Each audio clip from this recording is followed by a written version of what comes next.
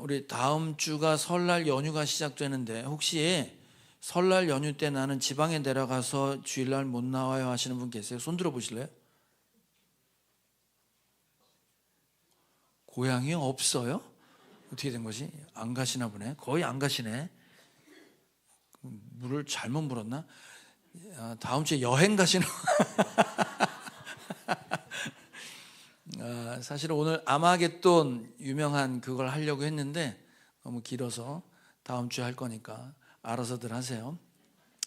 자, 오늘 본문을 보면 내용은 그렇게 어렵지 않습니다. 네 번째, 다섯 번째 대접 요약을 하면 그런 거예요. 네 번째, 해에다가 쏟으니까 해가 너무 뜨거워져서 사람들이 열기 때문에, 해 열기 때문에 불에 탔다. 근데 사람들은 불에 타면서 회개했다 안 했다? 안 했다. 그 다음 다섯 번째를 부으니까 짐승의 왕좌, 그러니까 세상이 보였다는 얘기예요. 세상 속에 부으니까 어떻게 됐다고요? 어두워졌대요. 깜깜해지니까 사람들이 혀를 깨물고 아픔과 부스럼 때문에 하나님을 모독하고 회개했다 안 했다? 안 했다. 이렇게 얘기합니다. 제 아내가 지금 미국 가 있습니다. 시집간 딸을 보러 갔는데 자꾸 저한테 안부 묻는 게 뭐냐면 미국에 산불 났는데 아세요? 산불 난 거? 산불 났는데 사모님 괜찮냐고 자꾸 물어보는 거예요. 산불은 저기 LA 그쪽이 어느 쪽이야? 서부 쪽인가? 아무튼 그쪽에서 불 났어요. 근데 우리 아내는 어디냐면 뉴욕에 있어요. 정반대에 4,000km 떨어져 있습니다. 4,000km면 여기서 캄보디아만큼 가는 거예요, 비행기 타고. 그러니까 전혀 상관이 없어요. 자, 사람은 불 없이 살 수 있어요, 없어요? 없어요. 인간만 불을 사용할 수 있습니다. 인간이 인간됨이 불을 사용하는 거예요.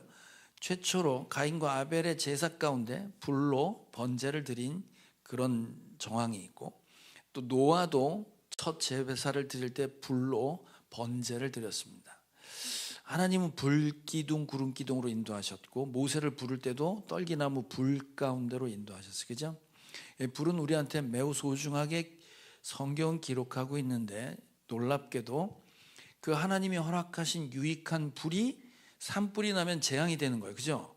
그러니까 하나님이 허락하신 게 누구한테는 재앙이 되고 누구한테는 유익해지는 내용입니다. 자, 오늘 두 가지 재앙이 다 똑같아요. 해가 뜨거워져서 열기 때문에 사람이 탄다.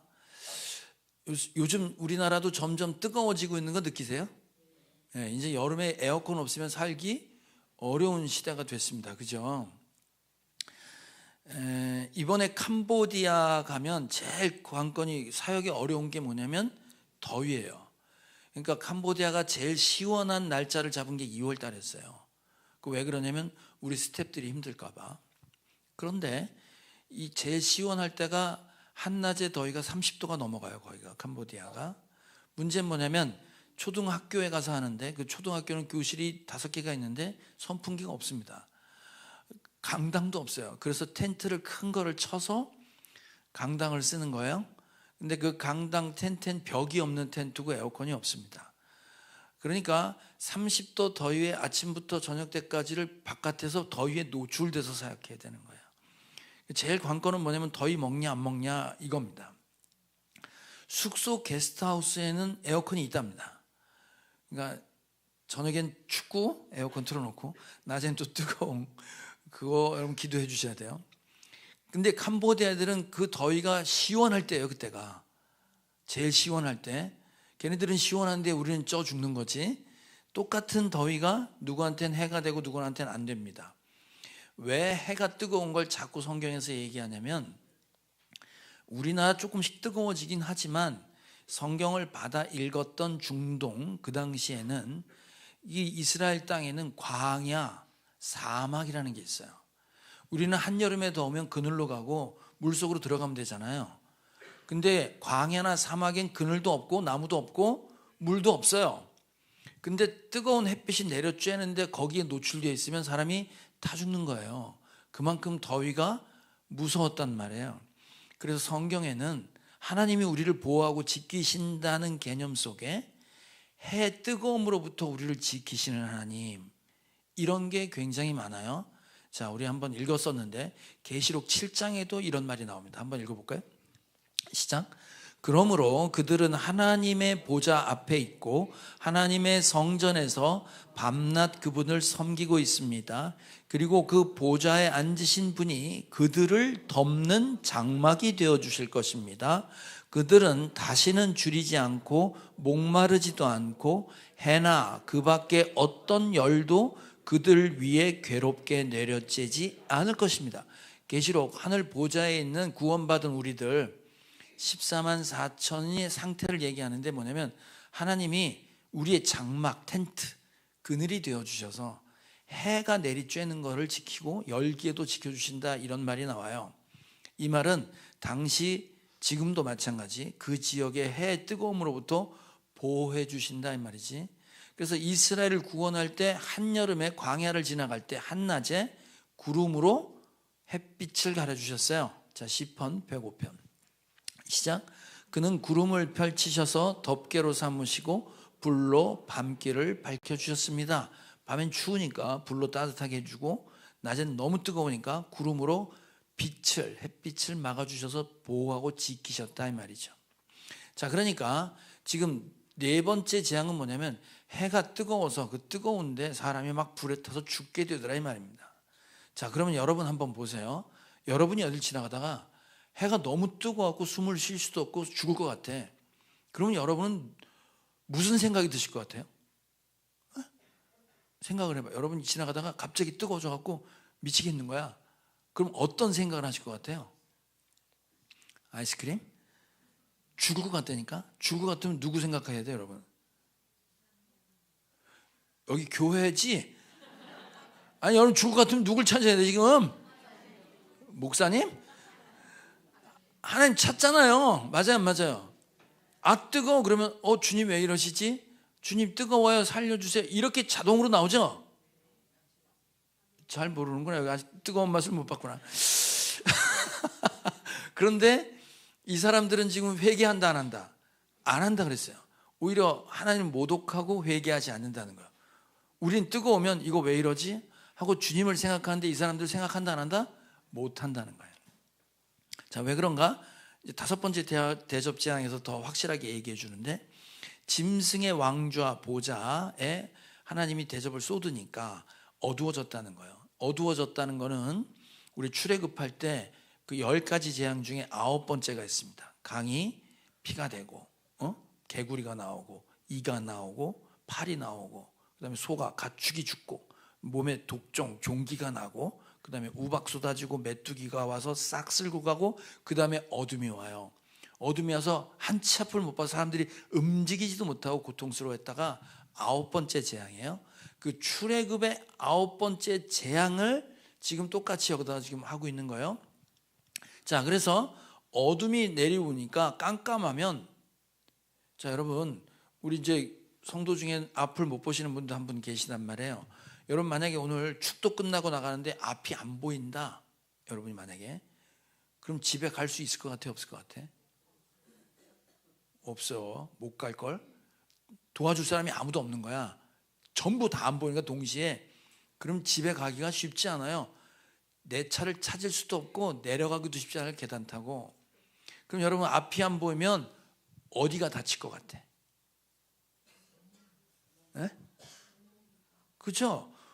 눈이 아파서 보이질 않는데 다치는 건 맞박이 다치거나 무릎이 깨지거나 자빠져서 어디 찢어지거나 그러겠지. 그러니까 실제로 앞이 안 보인다고 생각을 하면 이거는 굉장히 어려운 얘기가 되는 거예요. 자, 이래서 지금 나온 증세가 뭐냐면 혀를 깨물 만큼 아팠다. 사람들이 고통스러웠다는 거야. 그리고 부스럼, 종기가 또 나서 막 벅벅 긁고 그 통증 때문에 사람들이 죽어가고 있다 이 말이에요. 자, 그렇다면 이거는 실제로 깜깜해서 안 보이는 것도 얘기를 하고 있지만 실제 이 얘기는 뭐냐면 사람들이 고통스러워하는 건 영적으로 고통스러워하는 거예요. 그러니까 이 세상에 대접 재앙이 쏟아지는 건 말세 어느 날 생길 게 아니라 오늘 지금 있는 이야기라고 그랬잖아요. 계시록에 나오는 인, 나팔, 대접 재앙 전부 다 오늘 말세 예수님 오시고 난 다음에 다시 오시는 이 기간 동안에 있는 일이에요. 우리만 제외되는 게 아니고 우리에게도 속한 얘기예요. 그러니까 이 세상은 어두워서 고통 가운데 있다 이 말이에요. 그럼 성경이 어둠을 말할 때, 빛과 어둠을 얘기할 땐 빛은 주님, 나는 빛으로 왔다, 나는 하나님은 빛이시다 할 때 하나님과 관련된 건 빛이에요. 어둠은 마귀와 관련된, 죄와 관련된, 죽음과 관련된 게 어둠이란 말이에요. 인간이 타락하고 이 세상은 전부 다 죄 가운데 있었습니다. 그래서 하나님 보시고 야, 이거 안 되겠는데 싹 갈아엎은 사건이 있었죠. 무슨 누구 사건? 노아 홍수로 싹 쓸었어요. 그때 하나님 왜 싹 쓸었는지 한번 보세요. 자, 창세기 6장 시작. 주님께서는 사람의 죄악이 세상에 가득 차고 마음에 생각하는 모든 계획이 언제나 악한 것뿐임을 보시고 땅 위에 사람 지으셨음을 후회하시며 마음 아파하셨다. 그러나 노아만은 주님께 은혜를 입었다. 죄악 가운데 있는데 딱 한 사람만 죄악 가운데 없었대. 누구? 노아는 왜 죄 가운데 없었어요? 뭐라고 써 있어요? 주님께 은혜를 입었다. 자기가 잘나고 자기가 착해서가 아니에요. 노아는 하나님이 은혜, 일방적인 사랑을 그냥 노아에게 쏟아 부어주신 거예요. 그래서 노아만은 죄를 안 지은 거예요. 그럼 나머지 모든 사람들은 다 죄 가운데 있었는데 그게 죄인지 알았다는 거예요? 몰랐다는 거예요? 몰랐어요. 홍수가 나서 죽는 데까지 씻가고 장가가고 지할 거 다 했단 말이에요. 이게 죄인지 모르다가 싹 죽었어요. 그러니까 이 세상이 어둠 속에 있다는 얘기는 이 세상이 죄 가운데 있다 이 말이에요. 그래서 오늘날 실제 예배당 밖에 있는 사람들을 어떻게 평가하냐면 이렇게 평가해요. 바울은 이렇게 기록했습니다. 자, 에베소서 4장입니다. 시작. 그러므로 나는 주님 안에서 간곡히 권고합니다. 이제부터 여러분은 이방 사람들이 허망한 생각으로 살아가는 것과 같이 살아가지 마십시오. 그들은 자기들 속에 있는 무지와 자기들의 마음의 완고함 때문에 지각이 어두워지고 하나님의 생명에서 떠나 있습니다. 그들은 수치의 감각을 잃고 자기들의 몸을 방탕에 내맡기고 탐욕을 부리며 모든 더러운 일을 합니다. 이 상태가 바로 재앙이다 이 말이에요. 어둠 속에서 고통받고 있고 혀를 깨물 만큼의 고통은 어떤 고통이냐면 지금 이거예요. 하나님의 생명에서 떠나 있어서 방탕한 삶을 살고 생각이 허망해져서 이 세상은 바벨론, 그 꿈 같은 바벨론이 내 나라가 될 거라고 생각하고 그 속에서 살아가고 있는 거예요. 이걸 지금 어둠, 고통 이렇게 얘기합니다. 그래서 하나님께서는 하나님을 떠난 사람들이 어떻게 살아가는지, 이게 얼마나 끔찍한 고통인지를 로마서에서는 이렇게 기록하고 있습니다. 자, 이번엔 쉬운 성경을 한번 읽어볼게요. 시작. 그들은 온갖 불의와 악행과 탐욕과 악독으로 가득 찬 사람들입니다.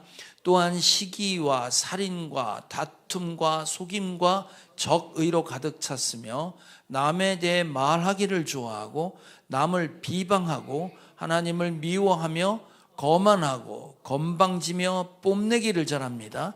그들은 악한 일을 계획하고 부모님께 순종하지 않습니다. 그들은 양심도 없으며 약속을 지키지 않으며 친절하지도 않고 동정심도 없습니다. 내 얘기하는 것 같진 않았나 혹시? 옆 사람 얘기하는 거 지금? 이게 지금 어둠 속에 있는 사람들의 삶이다 이렇게 얘기하고 있습니다. 자, 그러면 이 사람들은 지금 이렇게 살아가고 있는데 이 고통 속에서 고통인지도 몰라. 이게 잘 사는 줄 알아. 그리고 교회 다니는 사람처럼 엉뚱한 것 쫓아다니는 사람 보고 미련하다 그러고 왜 그러고 사니 그런단 말이에요. 절대로 회개하지 않아요. 성경은 두 재앙 가운데 고통 가운데 사람이 죽어가 자빠지는데도 회개하지 않고 오히려 하나님을 모독하고 있다 이 말이에요.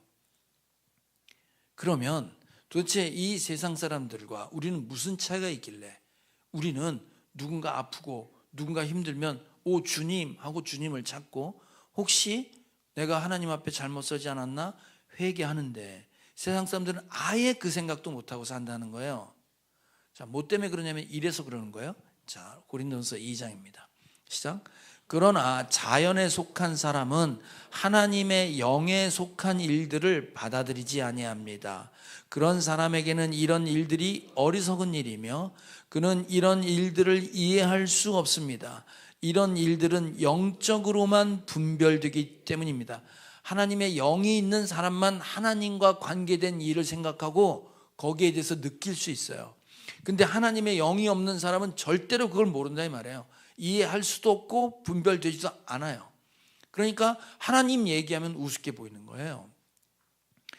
절대로 그걸 알 수 없다 그래요. 자, 그러면 우리는 예수님 얘기를 듣고 반응한단 말이에요. 세상 사람들은 전혀 반응하지 않아요. 왜 그러냐면 이렇다고 얘기해요. 고린도후서 4장 시작.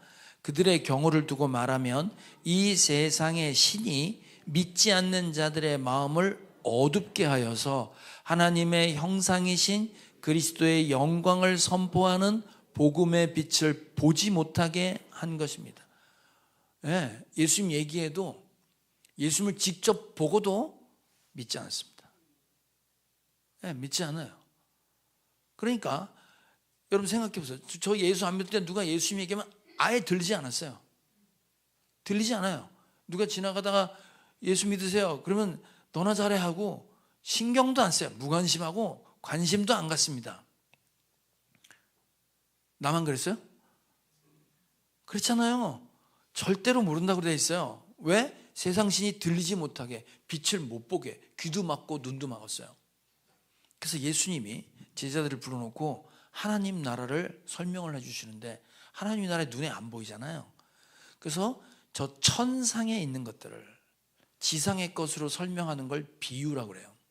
그래서 하나님 비유로, 예수님 비유로 하나님 나라를 설명해 주셨어요. 천국은 마치 이런 것과 같아 라고 설명해 주셨어요. 근데 제자들이 물어요. 왜 비유로 말씀하세요? 직접 얘기해도 되잖아요. 그러니까 뭐라고 말하냐면 말해도 몰라 그래요. 마태복음 13장 시작. 내가 그들에게 비유로 말하는 이유는 그들이 보아도 보지 못하고 들어도 듣지 못하고 깨닫지도 못하기 때문이다. 그러나 너희의 눈은 지금 보고 있으니 복이 있으며 너희 귀는 지금 듣고 있으니 복이 있다. 복 있는 사람이 누구냐? 이게 예수님이 직접 말씀하신 거잖아요. 지금 예수님의 제자들이 있었단 말이에요. 그럼 예수님의 제자들은 예수님을 보고 와 하나님이네. 네? 예수님 하신 말씀을 듣고 야 이게 하나님의 말씀이구나.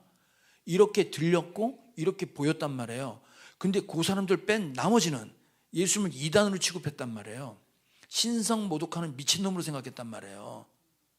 로마 황제에 도전하는 정치범으로 생각했어요. 그래서 십자가에 못 박았단 말이에요. 똑같은 걸 보고도 그걸 하나님이라고 아무도 보지 못해요.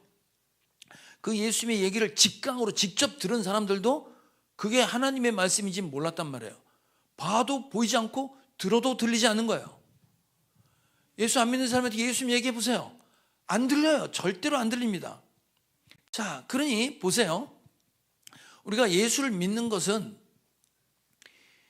그냥 되는 게 아니라 사람이 되는 게 아니라 하나님으로만 되는 거예요. 그래요, 안 그래요?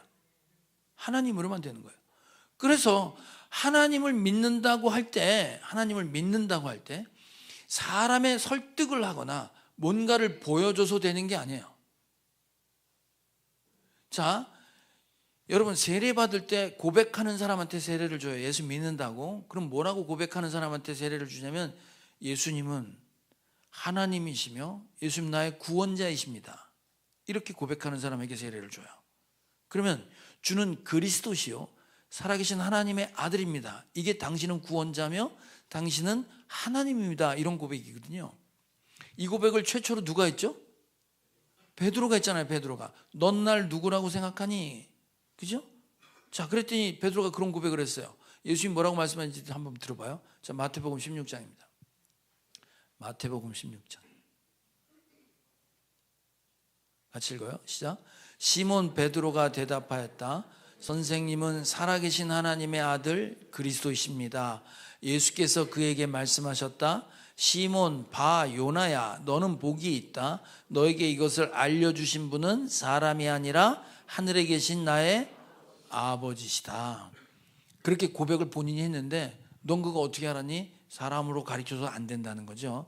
하나님께서 알려주셔야만 이런 고백을 할 수 있다는 거예요. 그래서 요한은 뭐라 그랬어요? 영접하는 자, 그 아들을 맞아들인 사람에게는 하나님의 자녀가 되는 특권을 주셨으니 이는 혈통으로도 안 되고 사람의 육정으로도 안 되고 사람의 뜻으로도 안 된다. 하나님에게서 난 자라야 된다 그랬어요. 자, 그러니까 이 세상과 구별되는 저와 여러분과 세상 사람들의 차이, 빛을 보고 주님의 음성이 들려지는 자는 하나님께서 은혜를 주신 자에게만 되는 거예요. 하나님이 선택해서 들리도록 귀를 열어주시고 눈을 뜨게 하신 분들만 그 얘기가 들려지고 보여지는 거예요. 자, 그래서 여러분, 일상 가운데 저게 하나님이 하시는 일이냐 아니냐를 분별할 수 있는 사람은 여기 있는 사람밖에 없어요. 세상 사람들은 절대로 그걸 볼 수 없습니다. 그래서 어둡다 그랬잖아요. 깜깜한데 빛이 있어야 되잖아요. 그래서 요한은 예수 믿는다는 게 뭔지를 빛을 처음으로 봤다 하는 걸로 설명을 해요. 자, 요한복음 9장에 가면 이런 일이 있습니다. 날 때부터 앞이 안 보이던 자에게 예수님이 진흙을 이겨서 눈에 발라주고 실로암 물가에 가서 씻으라고 그래요. 그 연못가에 가서 씻었어요. 그때 눈이 떠졌네. 자, 그럼 이 사람이 평생 앞을 못 보다가 눈이 떠진 거예요. 그동안 손으로 만지는 감각으로 살다가 처음으로 보인 거예요, 세상이. 그러면 내 아내가 눈으로 보고 이게 내 아내인지 아닌지 알아 몰라? 처음 봤다니까? 뭐 이런 게 있지. 그리고 깜짝 놀랄 거 아니에요? 처음 봤으니까. 그럼 이게 내 아내인지 어떻게 알아? 어떻게 확인할까? 목소리. 그렇지. 만져봐야 돼. 감각으로 살았으니까. 여러분 생각해 보세요. 세례 받는다고 사람이 갑자기 바뀌는 게 아니에요. 날개가 달렸거나 다음날 바로 흰머리가 나서 거룩해 되는 게 아니라니까. 예수 믿는 건 하나님에 대해서 눈을 뜬 거예요. 최초로 이 세상이 아니라 다른 세상이 있구나, 하나님이라는 존재가 있구나라는 걸 처음으로 눈을 뜬 걸 믿는다고 하는 거예요. 그러면 믿는 사람이 갑자기 변하는 게 아니고 이 믿는 처음으로 눈을 뜬 사람은 예수라는 분을 본 적이 없잖아, 아직. 그렇잖아요. 누가 와서 가서 씻어라 그래서 가서 씻은 거 아니에요. 그래서 사람들이 물어요. 너 어떻게 눈 떴니? 그랬더니 누가 나의 눈을 떠줬습니다 하고 예수에 대한 그의 생각이 조금씩 바뀌어갑니다. 바뀌어가요. 그래, 그 예수를 미워하는 바리새인들이, 바리새파 사람들이 그 눈 뜬 사람을 불러놓고 너 어떻게 눈 떴어? 하고 물어본 거야. 그랬더니 이 사람이 최초로 예수님의 눈을 뜨고 난 다음에 예수님에 대한 생각은 이렇게 고백을 합니다. 자, 요한복음 9장 시작. 사람들이 그에게 물었다. 그러면 어떻게 눈을 뜨게 되었소? 그가 대답하였다. 예수라는 사람이 진흙을 개어 내 눈에 바르고 나더러 실로암에 가서 씻으라고 하였소. 그래서 내가 가서 씻었더니 보게 되었소. 어떻게 눈 떴다니까? 누구 때문에 눈 떴대? 예수라는 누가? 사람. 그러니까 처음 눈 떴을 때는 내 눈을 뜨게 해준 사람이 있었지. 예수라는 사람이에요. 어떤 사람이 내 눈을 뜨게 해줬다 하고 예수님에 대한 생각은 어떤 사람이었어요? 그 이름은 예수고. 그런데 이 사람이 바리새파 사람들한테 공격을 받으면서 넌 어떻게 눈을 떴는지 집요하게 막 공격을 받고 비난을 받아요. 또 불러서 물어보고 또 불러서 물어보는 거예요. 두 번째 물어볼 때는 이 사람이 생각이 바뀌는 거예요. 자, 두 번째 물어볼 때 17절 시작. 그들은 눈 멀었던 사람에게 다시 물었다. 그가 당신의 눈을 뜨게 하였는데 당신은 그를 어떻게 생각하오? 그가 대답하였다. 그분은 선지자입니다. 예언자, 선지자. 이건 누구냐면 하나님이 쓰시는 하나님의 이야기를 대변하는 사람, 대변인. 하나님이 쓰시는 사람인 거야. 하나님의 도구인 거지. 그 사람은 선지자인 것 같습니다. 사람이었어요. 그죠? 처음에 눈을 뜨게 한 건 사람이었어요. 그 다음에 어떻게 생각이 바뀌었어요? 그는 선지자구나라는 걸 알게 된 거예요. 또 공격을 받아요. 공격을 받으니까 요한복음 9장에서 사람들이 너는 도대체 눈뜨게 한 사람을 자꾸 물어보니까, 아니 당신들은 자꾸 물어보는 게 나처럼 그 사람 따라가고 싶어서 그러냐 하니까 이 바리새파 사람들이 열받아갖고 이 사람한테 물어요. 이렇게 얘기해요. 자, 요한복음 9장 28절 시작. 그러자 그들은 그에게 욕설을 퍼붓고 말하였다. 너는 그 사람의 제자이지만 우리는 모세의 제자다. 뭐라고 얘기하냐면, 남들이 눈뜬 사람에게 너는 예수의 제자구나, 나는 모세의 제자야, 난 율법을 따르는 사람이야, 넌 예수를 따르는구나 하고, 이 사람이 지금 예수님을 누구라고 생각했냐면 선지자, 예언자라고 생각했는데 이제 바뀌어서 남들이 볼 때 넌 예수의 제자구나 그래요. 예수의 제자는 예수님 따라가는 사람이잖아요. 이 사람이 바뀌었어. 내가 따라가야 될 사람이구나 하고 바뀐 거예요. 처음엔 사람이었어요. 그랬다가 하나님이 쓰는 사람이구나, 그 다음에 내가 따라가야 될 사람이구나, 이렇게 바뀌어요. 그랬다가 이 사람이 결국 어떻게 되냐면 그 공동체에서 쫓겨납니다. 자기 눈뜬 죄밖에 없어. 죄도 아니지. 안 보이다가 보였다고 말하고 내 눈을 예수님이 떠줬다고 얘기한 것 때문에, 그분은 선지자고 그분은 이런 사람입니다 라고 말하는 그것 때문에 이 사람이 쫓겨나요. 쫓겨나기 전에 이 사람 뭐라고 얘기하는지 한번 봐요. 9장 33절 시작. 그가 하나님께로부터 오신 분이 아니라면 아무 일도 하지 못하셨을 것입니다. 이게 무슨 말이냐면, 내가 눈뜬 세상을 새롭게 보게 된 건 그분이 하셨는데, 그분이 하늘로부터 오신 분이 아니면 이런 일은 있을 수 없어요 하고 자기한테 벌어진 일의 간증을 어떻게 하냐면, 그분은 하늘로부터 오신 분입니다 하고 얘기하는 거예요. 바뀌었어요. 그죠? 하늘로부터 오신 분으로 알게 됐어요. 쫓겨났어요. 완전히 쫓겨났어. 쫓겨났더니 예수님이 그 앞에 딱 나타나요.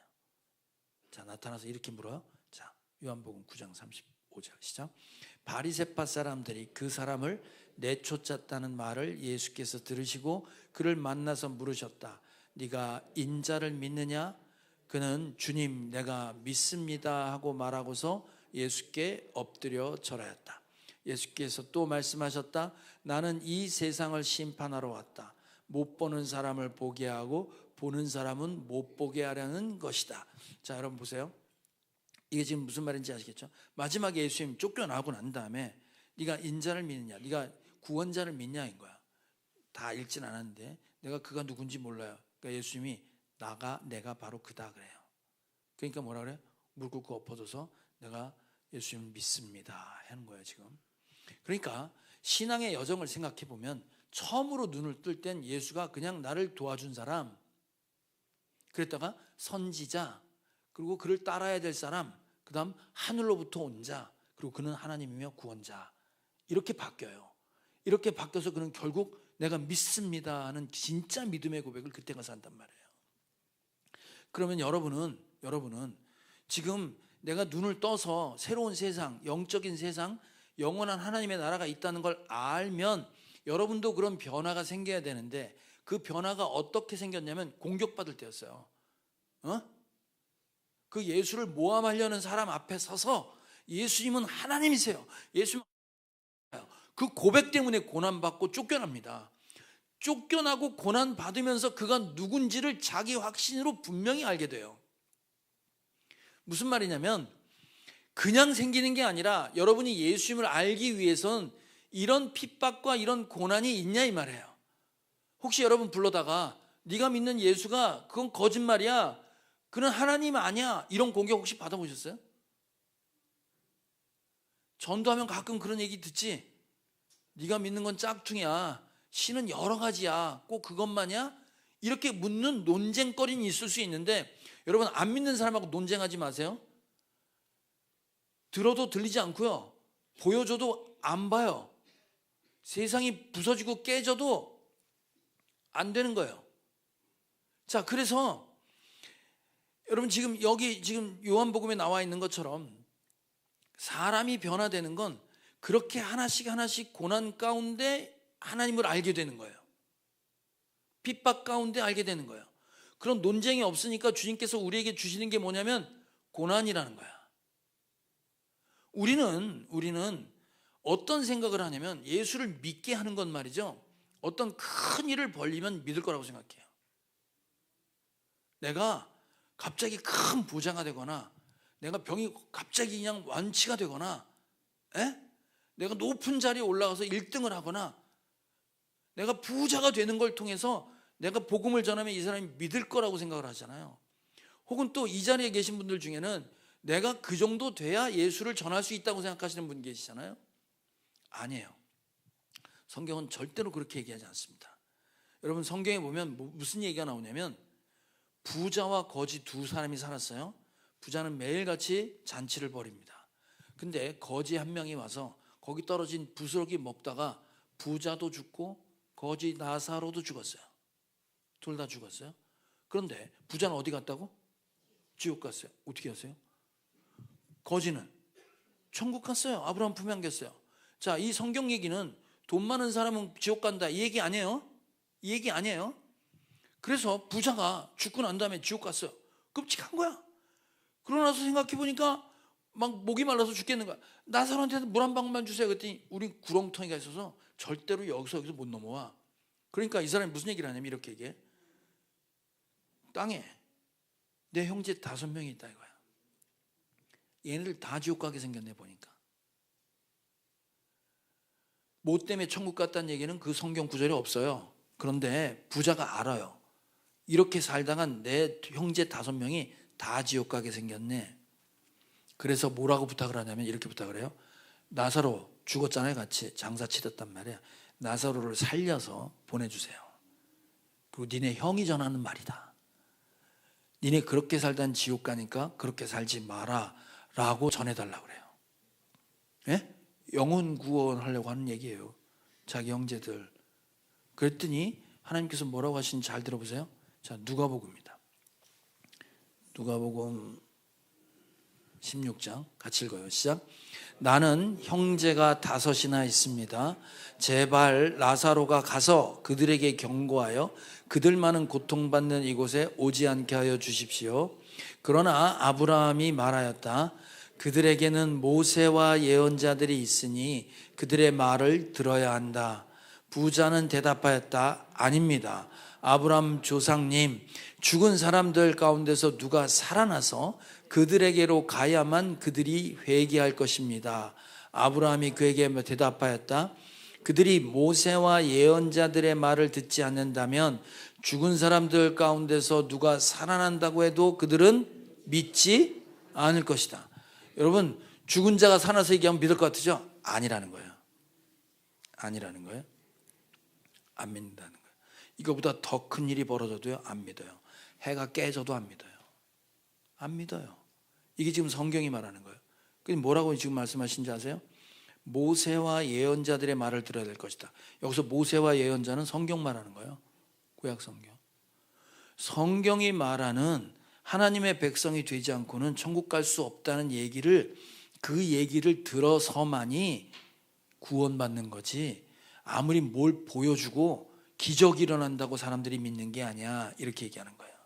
그래서 여러분, 이 중에 무슨 나한테 큰 기적이 일어나고 좋은 일이 생기면 내 믿음이 커지고 안 믿는 내 형제가 돌아올 거라고 생각하지 마세요. 천만의 말씀입니다. 그거 아닙니다.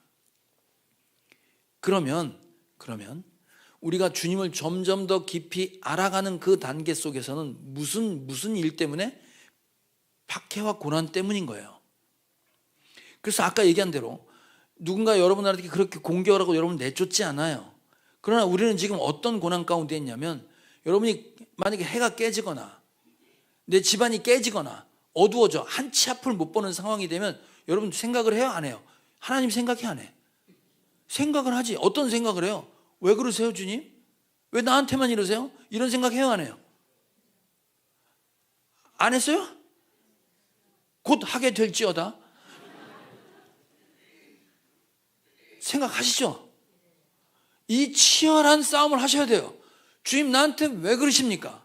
내가 신앙생활 잘하고 잘 따라가는데 나한테는 이런 고난이 왜 있습니까? 라고 묻는 거예요.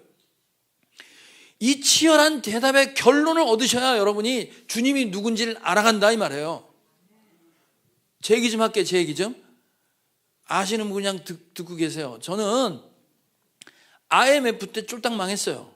건설회사 하다가. 그리고 주님의 부르심을 받았습니다. 안 망했으면 절대로 예수 믿을 사람 아니에요. 예수 믿었어요. 그리고 예수 믿고 난 다음에 교회 장로님들한테 사기를 엄청 당해갖고 장로님들의 마음이 아파요. 우리 지금 장로님 알고 옛날에 처음 시작할 때 돈 엄청 뜯겼어요 제가. 그래갖고 교회에 대한 환상을 하나님이 그냥 박살내고 깨버리셨어요. 그래서 그때 물었어요 제가. 주님 도대체 왜 그러십니까?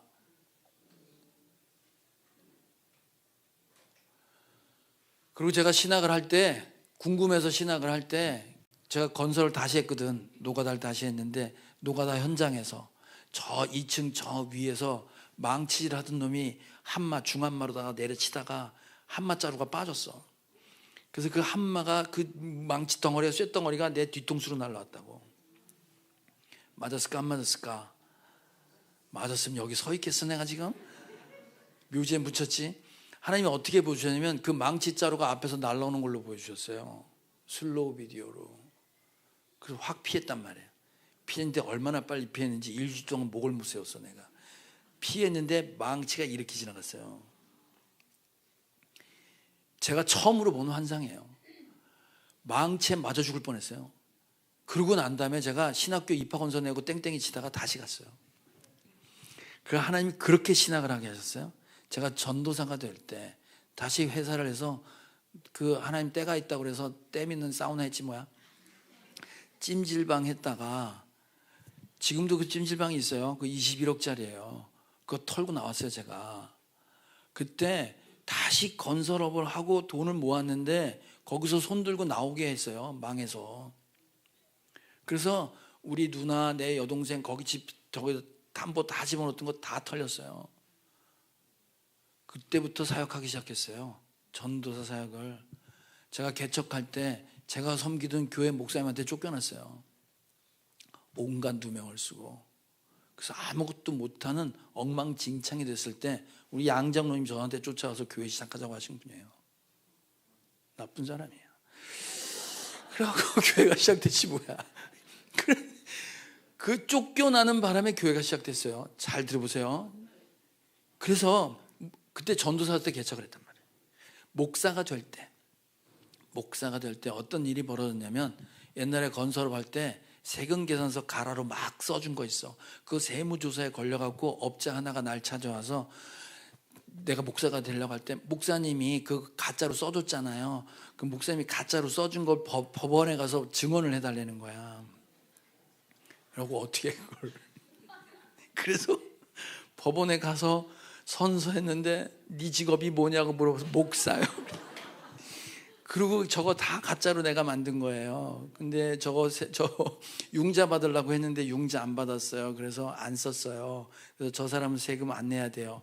하고 끌려갔었어요. 공소시효 아직 안 지났어요. 지났는지 모르겠다. 언제 사라지면 끌려가는 줄 아세요? 이거 갖고 또 가서 코 풀어라 또. 그때부터 목사로서 일을 하기 시작한 거예요. 7년 지나고 산에 갔다 길 잃어버렸어요. 죽는 줄 알았어요. 기도 안 나와요. 하나님 말고 딴 사람 없어요. 진짜 그렇게 돼요. 길 잃어버리면 산에서. 그 길 잃어버리고 가정교회 시작했습니다.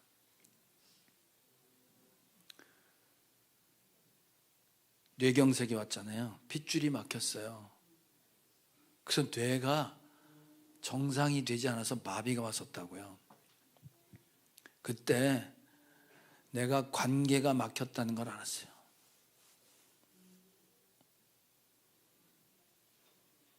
여기 계신 분들은 제가 좋아 보이죠? 저 때문에 상처받고 떠난 사람도 많아요. 제가 어리숙해가지고. 오늘 저녁에 내가 사역 처음 시작할 때 청년들하고 했는데 그 청년들 떠난 애들 많거든. 걔네들 6가정 만나서 오늘 같이 모여요. 그 중에 3가정은 교회를 떠났어. 아예 교회를 안 나가.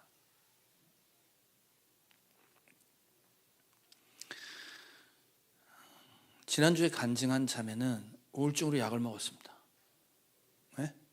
약을 먹었어요. 그 친구 우울증으로 약을 안 먹었으면, 그리고 관계가 막혀갖고 살 수 없을 만큼 답답하지 않았으면 목장에 안 왔어요. 목장에 안 왔어.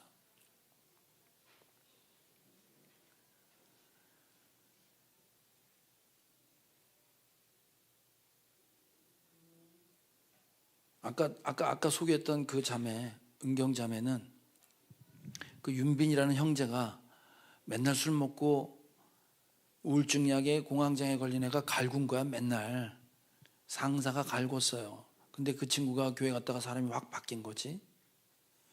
그러면 그 윤빈이라는 형제도 보면 온갖 정신적 질환을 갖고 있지 않았으면 절대로 교회 오겠어요? 안 왔어요.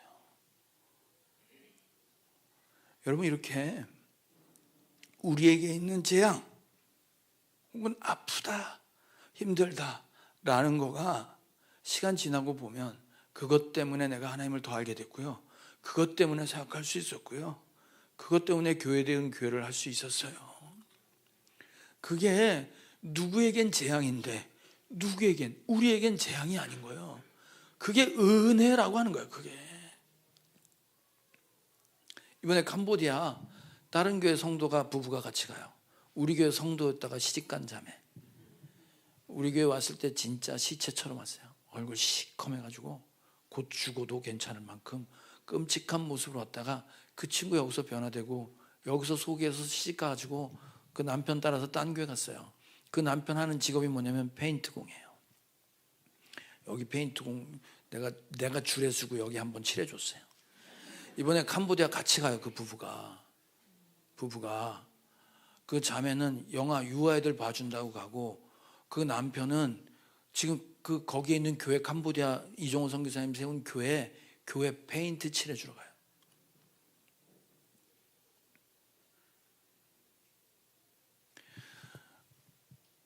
우리 태경 자매가 교회 처음 나온 날, 목장에만 나오고 교회 안 나오다가 교회 처음 나온 날이 어느 날이었냐면 우리 김세르게이 목사님 설교한 날 교회 처음 나왔어요. 처음 나와서 러시아 말 설교를 들은 거예요. 근데 이 친구가 러시아어 전공이야. 러시아어 전공을 했어. 동시통역까지 공부를 했어. 그래서 끝나고 세르게이 목사님하고 같이 앉아서 처음으로 내가 말 같은 대화를 했어. 통역이지. 그런데 너무 잘하는 거야. 통역인데, 그래서 내가 통역을 시키라고 뭐라 그랬냐면, 오늘 목사님 설교에 은혜 받았어요. 근데 이 말을 통역을 못 하는 거야. 은혜란 말이 러시아 말로 뭔지 몰라. 기독교 용어니까 이게 무슨 말인지 몰라. 그러니까 일상 대화나 세상 얘기는 얼마든지 통역을 할 수 있는데 기독교 용어를 모르니까 이게 기독교에 대한 통역이 안 되는 거야. 그래서 지금 그 친구 무슨 성경 보는지 알아요? 러시아 성경 봐요. 왜 보는지 알아요? 우즈벡에 러시아 말 쓰는 나라잖아요. 거기 통역하러 간다고 러시아 공부하고 있어요. 성경을. 여러분 보세요. 우리 신앙이 이런 거예요. 여러분,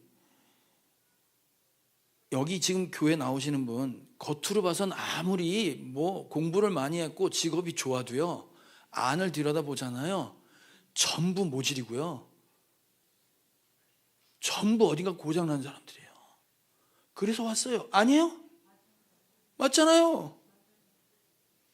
그랬다니까. 우리 시작이 그랬다고, 시작이. 그래서 여러분에게 지금 있는 고난이나 아픔이나 그런 모든 것들은 우리를 부르시고 우리를 알게 하시는 거예요. 이건 제 얘기가 아니라 성경에 그렇게 나와요. 여러분 부를 때 다 쓰레기였다고. 고린도전서 1장. 시작. 형제자매 여러분, 여러분의 부르심을 받을 때 그 처지가 어떠하였는지를 생각해 보십시오. 육신의 기준으로 보아서 지혜 있는 사람이 많지 않고 권력 있는 사람이 많지 않고 가문이 훌륭한 사람이 많지 않았습니다. 그런데 하나님께서는 지혜 있는 자들을 부끄럽게 하시려고 세상의 어리석은 것들을 택하셨으며 강한 것들을 부끄럽게 하시려고 세상의 약한 것들을 택하셨습니다. 하나님께서는 세상의 비천한 것들과 멸시받는 것들을 택하셨으니 곧 잘났다고 하는 것들을 없애시려고 아무것도 아닌 것들을 택하셨습니다. 우린 다 멸시받고 아무것도 아닌 그런 사람들을 불러서 빛을 보게 하셨어요. 주님을 알아간다는 게 얼마나 큰 은혜인지를 기억하십시오. 그러니 올 한 해 여러분에게 주님을 더 알게 하기 위해 반드시 여러분 앞엔 어떤 아픔이든 고난이든 있을 줄 믿으세요. 그리고 힘내셔야 돼요. 힘내셔야 돼요. 그런 고난이 있어도 세상 사람들은 다 주저앉지만 여러분 일어나셔서 이것이 하나님의 은혜고 나에게 베풀어 주실 빛이고 그걸 기억하면서 올 한 해 눈이 보이지 않고 귀가 닫혀서 들리지 않는 그 사람들을 위해서 기도하고 쫓아가십시오. 지난주 우리 목장에 있는 자매가 자기가 마음이 아파서 교회 왔잖아요. 마음이 또 아픈 자매를 교회 데리고 싶은 거예요. 근데 그 자매는 집안에 처박혀서 나오지도 않아. 그래서 누가 갔냐면 남자들 다 빼고 여자 자매들만 가서 그 자매 만나고 왔어요. 마음문 열게 하려고. 여러분, 그렇게 마음이 아픈 사람들, 괄시받고 멸시받고 아무것도 아닌 사람들, 그 사람들 주님이 부르시는 거예요. 그 사람들 찾아가는 목장이 되고 그 사람들 찾는 여러분 되길 주님의 이름으로 축복합니다. 찬양합시다.